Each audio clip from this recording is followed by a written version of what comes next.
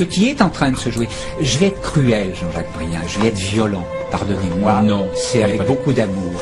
Souvenez-vous, il y a 70 ans, les conducteurs de train de la SNCF, eux aussi, ils étaient réquisitionnés. Et ils ont conduit leur train. De tous les pays de l'Europe nazie, des trains entiers roulent vers la mort. Et j'entends bien le message. 70 ans, c'est un peu. Mais oui, c'est violent, je vous avais prévenu. Violent. Mais réfléchissez bien à ça. C'est pas tellement à vous que je suis en train de m'adresser, vous le savez très bien. Mais je m'adresse aussi à beaucoup d'élus qui n'ont pas conscience de ce qui est en train de se passer.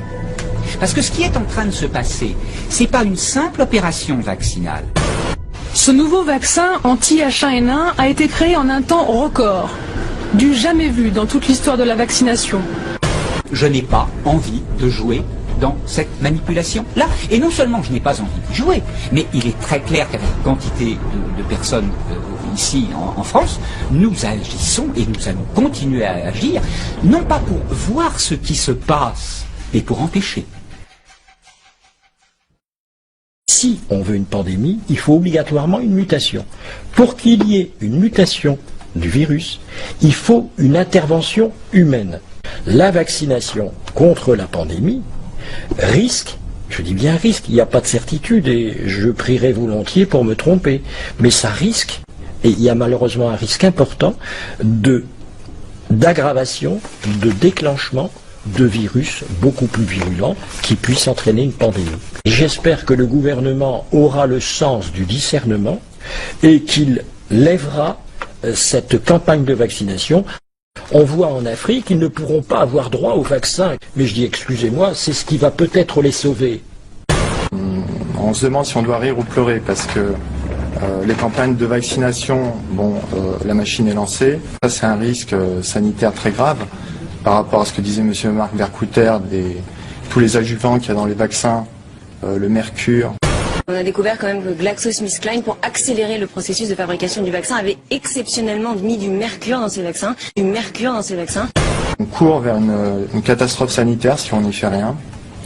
Donc je dis à toutes les personnes qui nous écoutent, ne vous faites pas vacciner, dites à tous vos proches de ne pas y aller. Toutes les personnes que vous rencontrez, n'allez pas vous faire vacciner, ce vaccin est un poison. Mais il va favoriser, comme l'expliquait le docteur Vercouter, peut-être l'émergence d'une nouvelle souche, une souche qui serait plus virulente, donc qui pourrait justifier des mesures plus draconiennes prises par les pouvoirs publics de façon à imposer la vaccination éventuellement. Donc on se mord la queue, la boucle est bouclée. De mettre en place un état d'urgence qui est un grave risque pour nos démocraties. Lever les verrous pour gérer au mieux l'épidémie qui continue de progresser aux États-Unis, c'est ce que prévoit cet état d'urgence. 46 États sur 50 sont touchés. C'est les fondements même de l'état de droit qui sont menacés. Par ailleurs, aux États-Unis, les fabricants de vaccins ont obtenu une immunité juridique et donc, en cas d'accident, ils ne seront pas poursuivis. C'est quand même risible à ce point-là, d'arriver à ce point-là de l'arnaque, de la mauvaise foi. Cette nouvelle pandémie va doubler leur chiffre d'affaires. Du foutage de tête des citoyens. Bon. Et on est quand même pas mal de médecins, il y a des médecins, des avocats, un tas de personnes qui réfléchissent sur le sujet depuis pas mal de temps et qui reconnaissent, et même des experts indépendants. On développe un vaccin dans des conditions d'amateurisme que je n'ai jamais vues. On va vacciner 60 millions de gens. Et bien vous allez avoir 60 000 décès, et cette fois-ci des gens jeunes, des enfants, etc. Donc Donc vous êtes contre la vaccination? Bien entendu. C'est presque grave ce que vous dites, parce que là on est prêt à se faire tous vacciner, et vous vous dites qu'il ne faut pas aller se faire vacciner.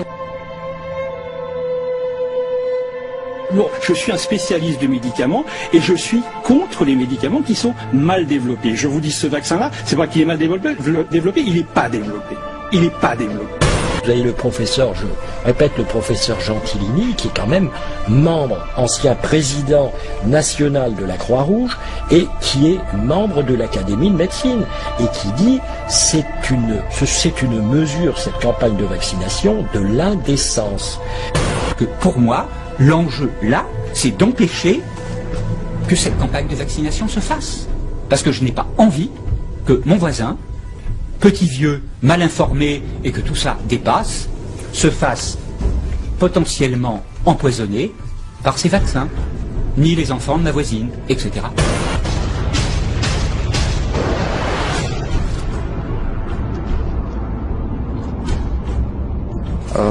Maintenant, c'est sur nous que l'enjeu repose. Est-ce qu'on va continuer à laisser faire ou est-ce qu'on va réagir ?